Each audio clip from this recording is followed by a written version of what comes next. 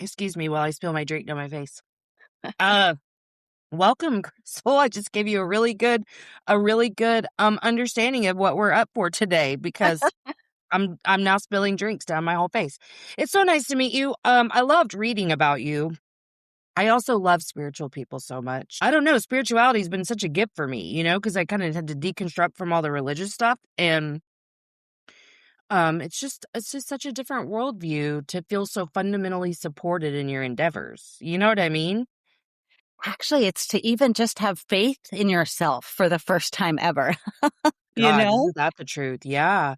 Yeah, because, used to, when I would talk about love, I was always talking about the external love. Yes. And now I don't see love as anything other than what I'm cultivating within. And I mean, yes, I share that with people. They share their love and I share mine, and we have this little alchemy of love and whatever. But yeah, it's that. Well, and I mean, I'm sure you would agree, but that was like the single most transformation right there was like, this is love. Like, oh my gosh. Did you, I like to ask this because, and now I'm not, starting the way I thought I would, but now I want to ask you this. Well, first of all, did you have a spiritual awakening or were you always exposed to this stuff? Oh, no. I spent my first 50 years in absolute denial, a deep survival mode. And we can get into that story. There's a reason for it. But yeah, I was in the denial numbness for 50 years. Did you come It to spirituality by way of like desperation? Like, I Yes, don't know what COVID else. hit. I turned 50. I was unhappily married to my second husband. I was over drinking, and I was just like, there's got to be an answer. There's got to be a way Yeah. out. And it was just a little more desperate than I had been before. And I started meditating. Oh. Meditation answered some of the questions within myself that helped me realize I'm not just this human being that's supposed to live from the outside in, right? It was life is happening through me, not for me, right? Not to Yeah. me, kind of. So it really changed a lot of perception for me. I believed in God, but now I'm seeing things that are resonating. I'm starting to have overwhelming feelings of joy where I just start bursting into tears, going, "What was that?" Right? Yeah. Yeah. So the proof was in the slowing down to listen to yourself. Yeah, for me, and I'd never done that in 50 years. Can I say very honestly that I am a little surprised that meditation was so accessible to you? Because I know, like, I don't know if you had worked on the survival mode by then, but for me, meditation was not something I could do early on. And I'm only saying surprised just because I hear this is common, because I had to learn that, like, I wasn't crazy just because I couldn't turn my thoughts off. But, and I also learned it's not about turning your thoughts off, but I had this one focus of meditation, and so it was just absolute shit when I first started trying to. Did you do guided stuff or what? I did a lot. It was mostly chakras. I really wanted to learn about my chakras and opening those up. So I really spent time with chakra opening Okay. meditations, and then I would just sit like. So what led me after that was straight into a spiritual practitioner course where Okay. I was desperate. My husband's telling me, no, you're not going to spend the money. And I just said, I have to. And I just did it. And that's nothing I had done before, right? I was always Right. like listening to what I was supposed to, but my intuition and my spirit was saying, push that button, pay for it, just do it. Who cares what happens? And I did. And so, gosh, that was 2 years into it. And that taught me that I had a lot of trauma. I didn't even know what trauma was. That taught me that I could go into my trauma patterns, find them, and release them energetically. It taught me that I Yeah. was energy. It taught me that I'm not just this human being that is supposed to absorb all the exterior experience. Yes, yes. Oh my gosh. Okay, you're lighting up every center of my brain. So I'm gonna back up really quick just because I'm curious and I want the audience to kind of know you. What were some of those previous traumas? What did life Mm. start like and look like, and where were you I, before all of this happened? yeah, so I was born an identical twin. We're the only two in this family of four, and my father at the time was in the Army. And when he got out, my mom, which we were about 6 months old, and my mom said he was a completely different person. Prior, he was writing her poetry. When he got out, he's just a drill sergeant. To the point Mm, where I don't remember the first 5 or 6 years of my childhood. okay. I've always had a fear and an inner hatred towards my father, but I thought maybe it was he hurt me that I didn't know. And come to find out, in our cribs, if we cried, he would basically take our bodies and shove us down, say, "No, shut up, be quiet, it's time for bed," right? So Mhm. there was no love, no connection. I didn't have that my whole life. I also had a mother who would be in denial and just watch it happen. Yeah. So that's how it started. So there wasn't really that family love, but I had a grandmother on my dad's side who was an angel. Aw. And so she took us on. She showed us what real love, unconditional love was. And so we did have a balance of that at some point in our You at lives. least saw an example of it. You knew what it could feel like. Yes, yes. Yeah. So that was nice. And she would take us to church. So we had a little bit of that showing up in our lives, but not enough for me to believe in a God, right? It was this outside thing and you have to go to church. So there was some of it introduced. I did go to a church camp when I was young and loved that. So yeah, I never could, I was never self-aware. I was never taught any kind of self-awareness, self-acceptance. My parents divorced when we were 5. Okay. Oh, Now, interesting. me and my Okay. twin are living with my mother, who is desperate and destroyed over this. He had cheated on her. So And did now he leave her too? Would yeah, she have stayed? Yeah. she gave her the answer. She gave him the ultimatum, stay or leave, and he chose to leave. So more hatred on our end, right, at 5. So my mom was destroyed. What I remember about my mom at that time is us trying to get her out of her bedroom. I'm 5 or Oh, 6, and now we want love. So my sister and I really only had each other. yeah. My mom started dating, so we're bouncing from school to school. There was no stability whatsoever. We'd see my dad. He finally got remarried and created some stability, bought a home, had a good job. Um, and so when we were in 6th grade, we were done with the mom's boyfriends that didn't like us. One bought a paddle to spank us. The other one taught What us is like it we about those were stupid ass men that come in and just it's really want to be some authority? Ugh. these are the things I remember, right? Another one spit on my sister, and it's just these random men that my mom would date. We'd hear Mhm. them having sex, all traumatic experiences that we just thought were life. So between the ages of 6th grade through high school, let's say junior, we lived with our father and had somewhat of a normal life. Um, we were kind of popular in high school. We knew the popular kids, but my dad And was an what was he like at that point in your Okay, life? my dad was an alcoholic. Okay. So slowly his second marriage ended. I'm going to be a senior in high school. My sister decides to move in with mom. Everything's destructing again. Ooh, And I'm 16 and I find my first boyfriend. And my dad hates him. So I run away. I yeah. leave my senior year of school and I'm a runaway. And I'm in a different city with this man who is very narcissistic and likes to beat me.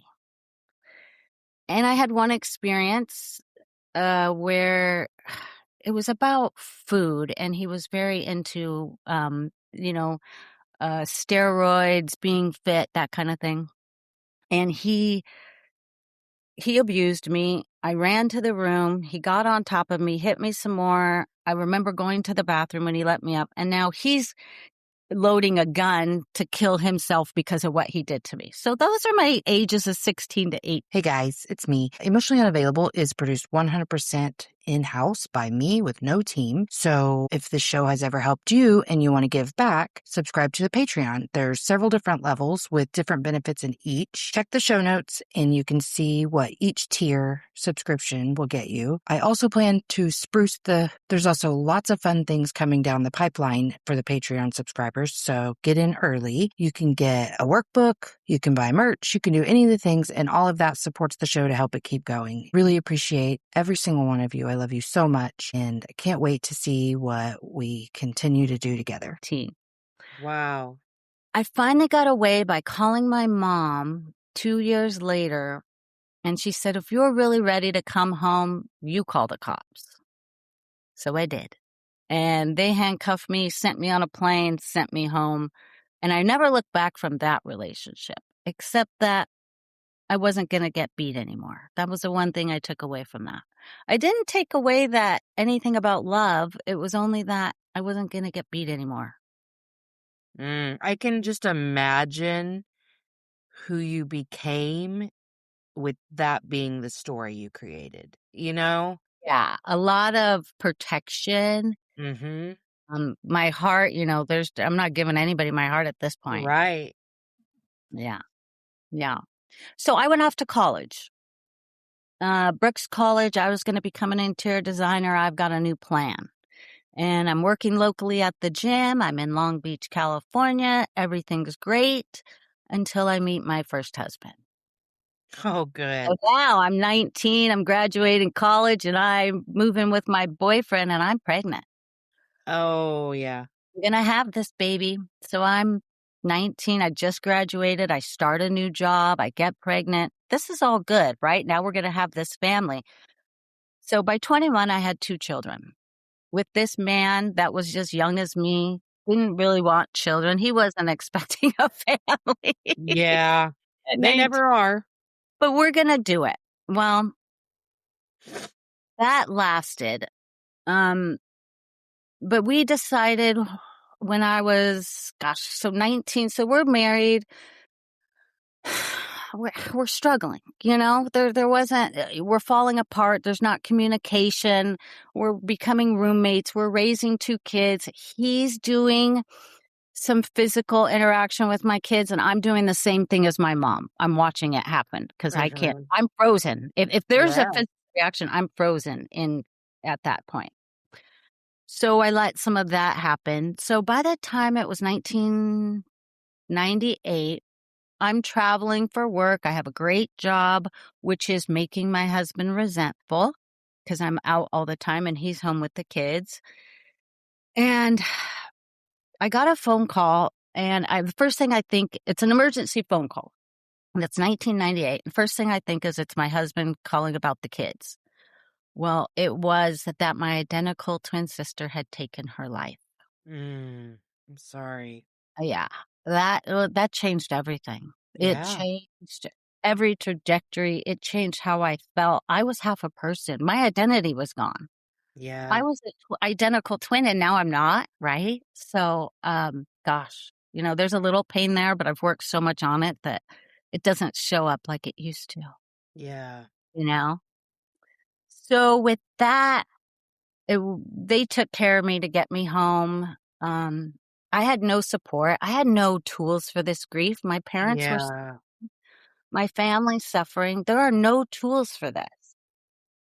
So I'm a light drinker at this time because everybody in my family kind of drinks. My husband's family, they're big drinkers. I'm a light drinker. Well, that changed. I turned to the only thing I knew how, Yeah, you're alcohol. like, hey, you know what works? I'm going to numb out now. And my Mhm. whole brain, and my sister used to have this in her, and I was told through an energy session that I took this on from my sister. She used to have the fuck it's. Like, fuck this, fuck that. Excuse my language. Well, I I took cuss that a on. lot. No worries. I took that on. Everything I didn't care. I didn't care anymore. I didn't care before, but now I really didn't care, right? Yes. Yes. So by 2006, I'm a drunk. I'm smoking cigarettes. I'm just trying to survive. My kids are teenagers and I'm done with my marriage. Well, let me backtrack a little bit. He tried to hit me in front of, he pushed me and chipped my tooth, which was a physical altercation after a day of drinking in front of my best friend, which separated us. We tried to get back together and it never worked. So I But left. y'all lasted a long time. Yeah, 17 years. Yeah. Yeah, I'm kind of For the surprised, but kids. wow. But I didn't know any different. I Sure, didn't you were like, know. "You know what? This is not really, like, as bad as I saw or Yeah, even as right. bad as I've experienced, so this Yeah. is probably normal." This is normal love. We'll just not really have any. No, but So, listen, have you ever the love that you feel now, I've never seen other than the people I've met through the spiritual community, my podcast, whatever, I've never seen anyone have a yeah, relationship the way really we're intended to have one. So, it was normal. yeah, yeah. Yeah, absolutely. And there's no direction, right? It's survival mode. It is Yeah. 1000% survival mode. So Yes. now what I'm fighting is, okay, so I'm trying to get a divorce. I'm trying to hang on to my career without them knowing I'm an alcoholic, and I'm going to keep drinking because now I'm single. Now I'm going to bars. Yep. I'm dating randomly. My kids are teens. They're suffering. Um, so much. So now I'm spiraling, right? So what do I attract? DUIs. I go Yeah. to jail Yeah. twice. I went to jail twice. The second time I spent a year sewing. I spent some time. I had 3 DUIs within 2 years. I was struggling. I could not survive. I had no discipline. I had no Yep. self-respect. I'm trying to keep my head above water, right? So my career's pretty much gone. Now I'm just finding jobs to keep jobs. Now I'm not an interior designer anymore. I'm doing like random sales jobs. So as I'm ending this long year of jail time, which it was like a daily thing, we had to go in and sew clothing and socks. That was my job. I met my second husband, and he kind of took me out of that. He took me away from what my past was. I moved to a new city, moved in with him. Yes, there was love there. But again, we started growing apart. The communication is something that is lost. Honest communication has not been in any of my relationships. Yeah. And that's, I think, what kills it every time. And also, so towards the end, so now we're in 2020, I'm married and I'm growing spiritually. And he's only knows his Same, first the 18 exact years of same. being a Mormon. My husband's a Mormon, well, he's not, but he grew up that way. Yeah. 18 years of it, yeah. So Wow. he has his beliefs and he's gonna stick to them. But Uh-huh. even though he doesn't practice, he doesn't know any different. And Yeah. I'm over here going, I just had a full-on experience with God, and he's like, "You're nuts." Yeah. I don't my husband's pretty sweet, so he's never said anything like that, but I know he doesn't believe any of the shit I do. Uh-huh. He's Yeah. like he doesn't believe in the Mormon stuff either, but he was like, "If I'm not gonna believe in that, I really don't believe in anything." You know what And I mean? I didn't believe in it until I experienced it, right? Exactly. It's the whole you have to go within yourself. So, within these 6 years of me expanding and growing spiritually and helping women, the biggest struggle I see in women is they can't it's the hardest shift for women right now is finding the willingness to choose different every day. Mhm. Really, that's what I'm seeing because I've had women ask for help and I see them spiraling, spiraling, spiraling, and they never get to the help. Right. Yeah. You've got to, the first shift, in my opinion, is the willingness that I'm going to wake up every day with my alarm at 7 a.m. and I'm going to choose differently today. I'm going to send an intention to choose differently every day because we'll get in that same pattern. And so I've got sisters that live in full on chaos that suck my energy if I'm around them. I can't be Mhm. around Right. them. And one lives next door. What? Yeah.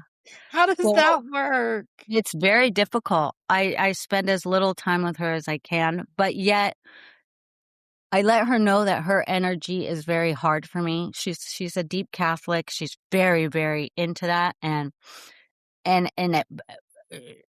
I feel her anxiety when she's around me. So The I have shame that comes with all that. it's Mhm. so much, and she's never going to change. I'm not going to Yep. ask for that. I'm going to separate myself as much as possible. Thank God I live with my mom because my father passed 2 years ago. Mhm. We have had a lot of healing because many times she has chosen my 4 stepsisters and brother over me, her only blood. And I've had to detach from her, right? Mhm. I've had to figure out how to find the love in myself that I don't need her love. Right. Yeah. That is what has helped me. So now she can go show as much love and energy to these others. I'm no longer affected by it. Or if I am, it's a small trigger, right? It's a small emotion now. Right. Worked it out of my system. I Yeah. attached because I can't, the love I have is going to be for myself. Like I'm not going to abandon myself anymore, even if you do. That's the difference. Yeah. Yeah. I totally agree. And I think for me, this is why I've been on this kick lately of making sure people understand what I mean when I say self-soothe and like talking to my nervous system is like I am my own mother all the time and not the mother always that I need at 45. The mom I really needed at 5. You know, like that little girl who's the one who just doesn't feel safe and protected. That's who I'm talking to all the time. And I mean all day every day because I still have a touchy nervous system and we're experiencing a recent loss and that has my nervous system all jacked too. It was traumatic. And so I'm just constantly comforting myself. You know what I mean? Like constantly. But it's important because that's where all the love that you can give to anyone else has to come from anyway, you know? Well, did you find that whole process of acceptance so much easier once you learn to give yourself all that compassion? It was, like, so much easier to extend it to her. It became, since I've lived here, I'm doing the work every day. This is a journey that we don't stop, right? Mhm. Every day is something new. So I'm sitting here when my father died and I'm going to move up here. And my sister next door doesn't want me to because she wants the control of my mom. Um, w- we're in a meeting with the guy who's going to lead the thing, and my mom, in front of all my stepsisters, I'm not her only blood, calls me the black sheep in front of the family. Mm. And How sweet. I just so triggered, I just started bawling. I ran to my room. She had no idea why. She's very unaware. She still is. Mom, do you know what black sheep means? Shit. Uh, That wasn't a compliment. Now I'm like, yeah, I see what you're choosing. You're choosing. Now, let me tell you, the father she chose since I was 16 years old was an amazing man. He told her he loved her every day. Oh, He has set us up financially, all of us, that I don't have to work. I'm not how here to work. nice. Yeah. Yeah. So that he is the most loving man, and I'm so happy for her. But again, she hasn't found that self-love. Let me give you one little example. My mom says, I grew up just fine. The baby boomer. I had a perfect childhood. And then 2 weeks later, she's like, well, did I ever tell you I sucked my thumb till I was 12? Yeah. My brother wet his bed till he was 10. I'm like, and you don't think that's trauma? The boomers. Oh, I'll tell you, it's such a trigger point for me, and I know that it's just because of my own caregivers, but damn, I'm like, "No, see, honey, your inability to see that that stuff wasn't normal." And so many in my generation are still having such a hard time holding both, which is I don't have to hate them. I can say they did the best they could and still say the best wasn't anywhere near what it should have been, you know? yeah. I will even forgive you because you didn't know better. Like you did not, I didn't know better and I didn't start having children until 2002. I didn't have the information I have now. Of course, I would have made different decisions if I'd had the right information. Of course, I would have. They would have too. I have to believe that. I believe we are too good at our core to willfully, knowingly, intentionally cause the level of harm that the boomers as a generation have caused children, grandchildren. I mean, really, they have. But I believe in the goodness of who we are. So I know that they would have done better if they had known better. But damn it, it's still a trigger to hear yeah, this kids these days are just too sensitive. You're just too sensitive. If I You know never how hear many that times phrase my again. mom calls me sensitive all the time. "You're just Oh, too yes, you're sensitive." too I'm like, "You sensitive. better believe I am. I Am am. I My too sensitive energy or is." did you just say something really shitty? Like, what? Yeah, that one's a Yes. big one for me. So, but I'm the good thing about my mom and I is I'm able to tell her everything I feel, whether she understands it or not. She kind of believes in the aliens and reads some things where she's open-minded at least. Yeah, And that's the first thing. I mean, you have to be open-minded because we got a lot of stuff coming. tell me about it. Okay, I have a question though, because this is an area that I have identified as real struggle for me. Um, if I know, maybe not even know, if I'm really afraid that the person I'm going to express a feeling to related to their behavior and its impact on me is going to give me, a real like boomer kind of answer back to it. That has been something that has shut me down my whole life. And then I created all this protective factors around it and pushed people away and all the things. I haven't had real opportunity to practice this in a long time because I've become so just in my bubble. Mhm. How did you get to a place where you could feel safe? Like, if even now, if she says something like you're too sensitive, how do you navigate that for yourself? So, I think it was having the experience where in a meditation, I was able to choose that I'm not gonna abandon myself anymore. It was an experience that I had where I was like, "Wow, okay, here I am. You're right. I'm no longer gonna choose to abandon me." So, even if maybe it does trigger me right away and I have something come up, I will easily take some time, take some breaths, walk away, and come back. There's the Yeah. response versus the reaction, which is Yes. something I like to teach women. You have to breathe before you respond, Mhm. you know? Well, and I think too, I get it in my head that that initial response is all there is. Like it's hard for me when I'm scared to think about the next step, which But you is keep saying and then words you like recover. you keep saying words like scared and fear. Now, those are things I have personally and physically worked on removing from myself. Is fear. So that for you, I would say is something I would work on exactly what that fear is. Where does that fear come with the boomers for you? There was an experience that put that pattern there for you for that to even be a trigger, right? It's an engram Right. that's kind of Right. planted.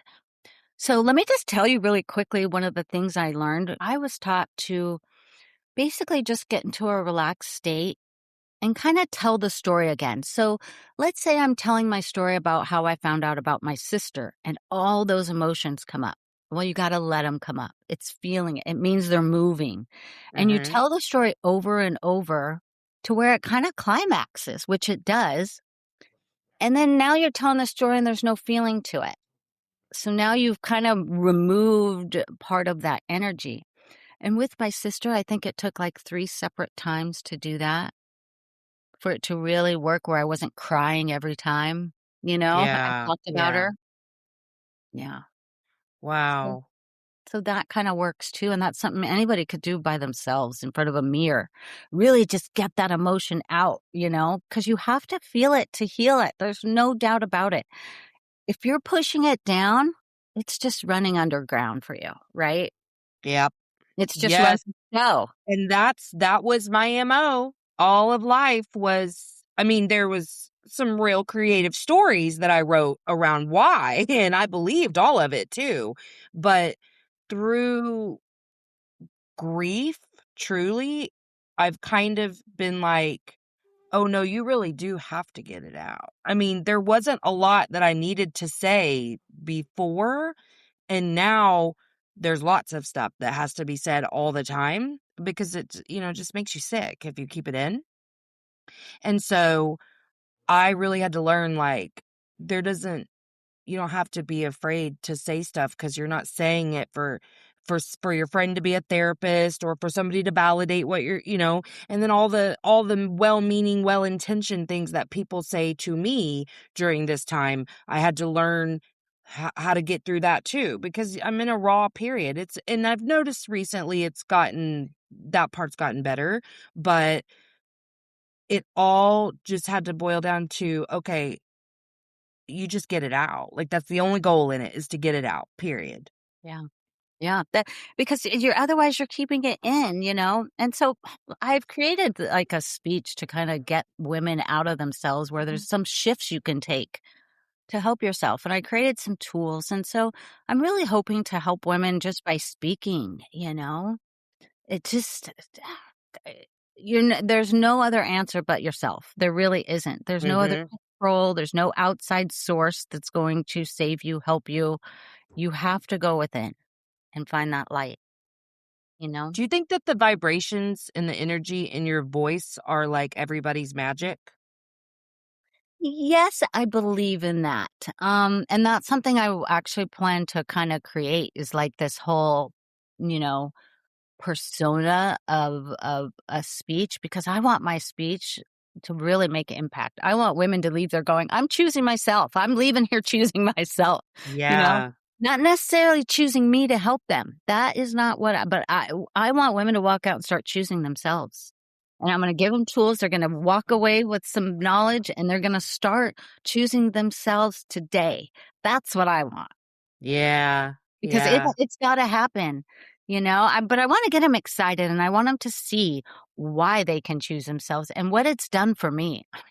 I went from struggling, living in lack, scarcity, alcoholic, smoking cigarettes, eating horrible food, to a healthy, vibrant, loving human being who enjoys waking up every single day. And I've also manifested the forest I live in. I get to go walk in waterfalls every day and by rivers. I've manifested the people around me not having to work. I have money coming in and I don't have to work for it. That is the life I'm living right now because Yeah. I have cleared out the stuff that I didn't even know needed to come out. Yeah. That is powerful stuff. We say trauma, but it's the emotional numbness and the attachments. You said validation. So once I had that experience of I don't need I'm not going to abandon myself anymore. My mom would say something and I'm like, I don't need your validation. I wouldn't say that, but it was like I don't need you to validate me. I'm already validating myself. So I do wake up Yeah. every morning and I'm choosing myself first. And if you start with that intention, that's the best intention you can have. Do you think that she still would refer to you as the black sheep? Yes, because I don't I'm absolutely separated from my family in the most energetically possible way. Like I'm no longer doing any of the holidays that are next door at my house because I don't believe in them. I don't believe in the pagan holidays. So I choose not to go. My mom accepts it. That's all I ask. Accept me who I am. Call me what you want. Yeah. I don't need it. Yeah. If I can sit here and tell you I'm the happiest I've ever been and I'm doing something right with myself, that's all I need. Go do what you want. Go say what you want. Go be who you Right. want. It Right. doesn't affect me anymore. I'm in my bubble. Isn't the bubble so fun? I love the bubble. I love that you're getting to walk in waterfalls every day. I'm gonna be out there today. I'm a water sign and I love to be around water and I'm in it. And I've got the trees to hug and I'm looking forward to the day I can see the fairies and all the elements out there. Right? What state are you in? I'm in Oregon. Oh gosh. Yeah. It's so beautiful there. Yeah. Yeah, I bet you are just loving it. Just Yeah. out there frolicking and whimsical. Absolutely. Absolutely. Yes. I love So that for look at my you. life, 6 years ago, working full time, hating myself, hating my job, unable to communicate with my husband, right? And it was funny because I was manifesting. I was starting my process, and I remember manifesting, I want to leave my husband, and all I want is my dog and my car. And it's like a month later, here I am crying my eyes out with my dog in the back in my car going, I'm like, oh shoot, I wanted this to happen, right? Yeah. What is the relationship like with you and your kids now? Absolutely amazing. I'm no longer an alcoholic. Yeah. What has repair with them been like for you? Um, Asking for forgiveness. They're both remarried. They're happy. They've got careers that they've chosen that are okay. Yes, there's traumas within them. Sure. Yeah. My son, I'll have a spiritual conversation with him, and he just like, yeah, okay. He's not into it. No. But he just had a grandchild, which you better guarantee I'm going to be that grandmother. That's his angel, like my grandmother was mine. Oh, how sweet. Mhm. Is that the only grandchild you have? Yes.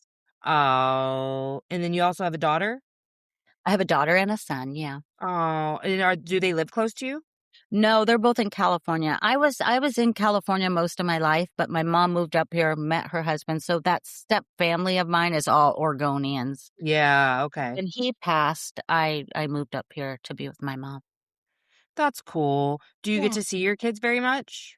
Yeah, as a matter of fact, I go down probably every 2 to 3 months to go see That's them. awesome. Yeah, yeah, yeah.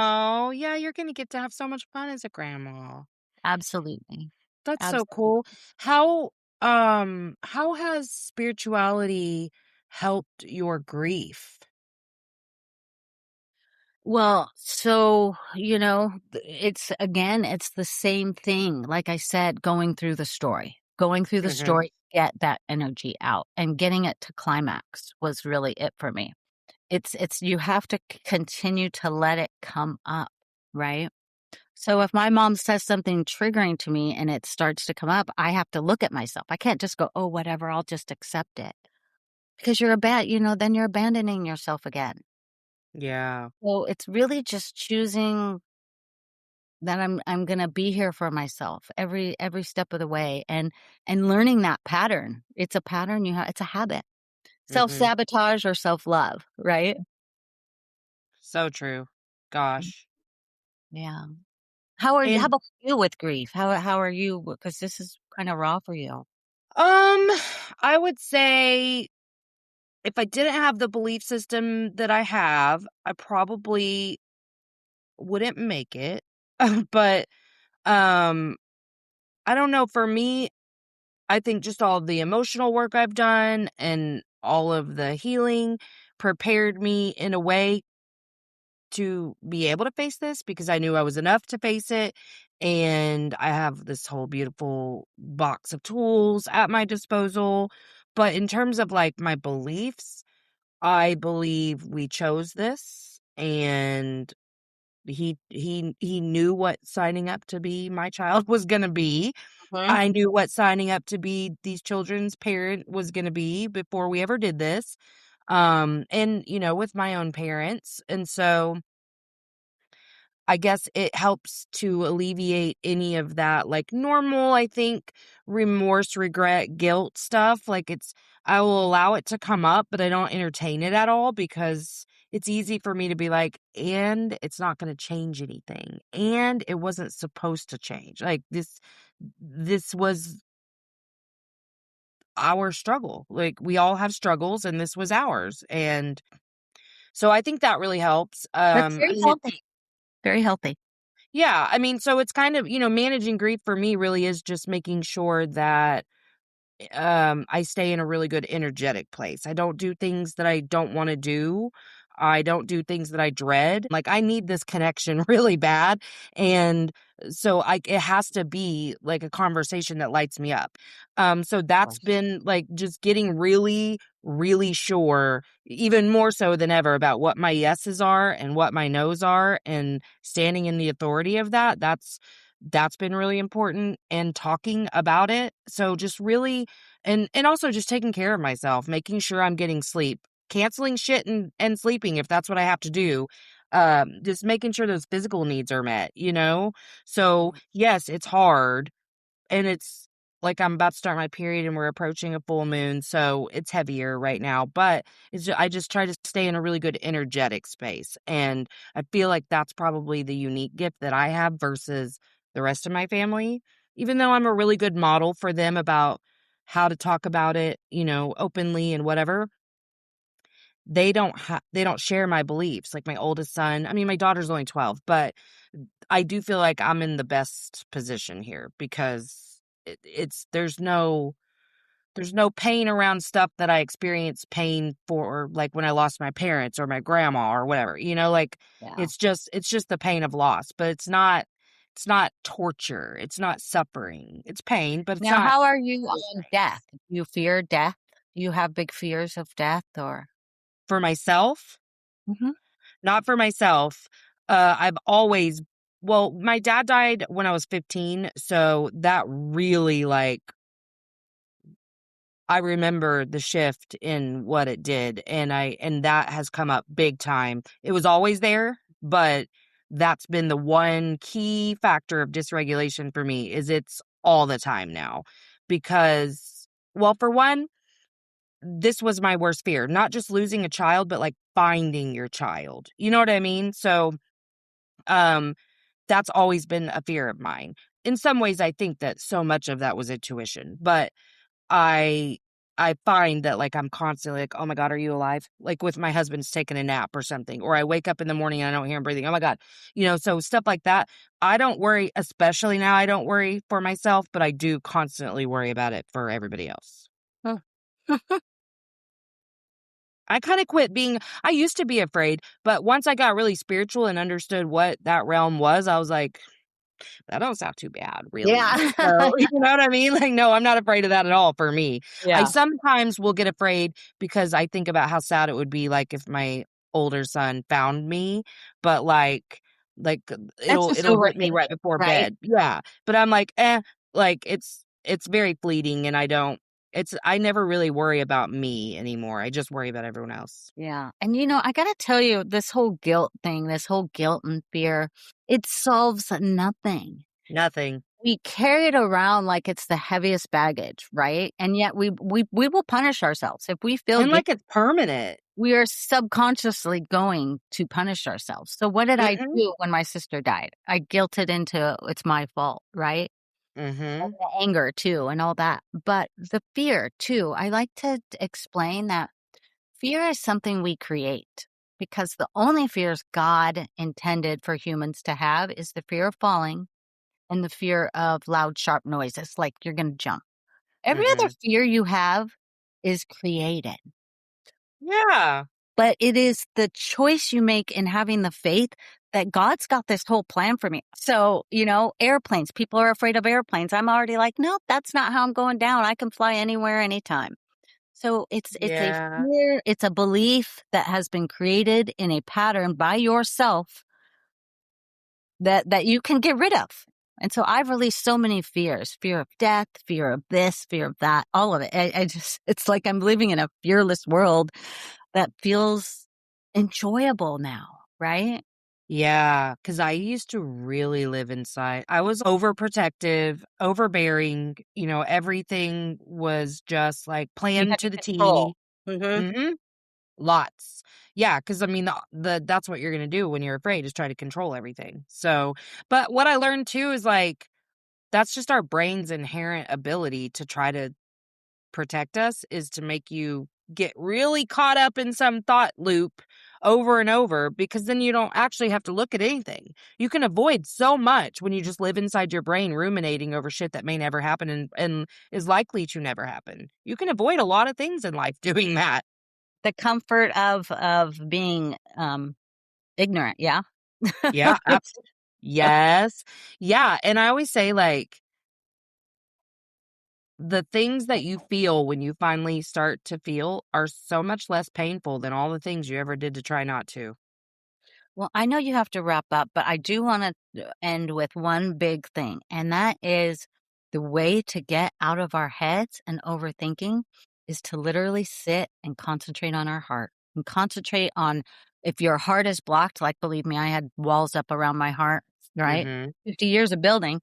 So I couldn't even get to my heart, but you have to keep going in. Like, I like to imagine breathing into my heart and then it expands, breathing, it expands, right? I've even put a chair in my heart that I can go sit in. It's a big, cozy, fluffy Oh. chair. So it's my control center. So the heart's the answer. I've just to get out of overthinking, anxiety, put your hand on your heart and breathe into it. That's going to stop all of it.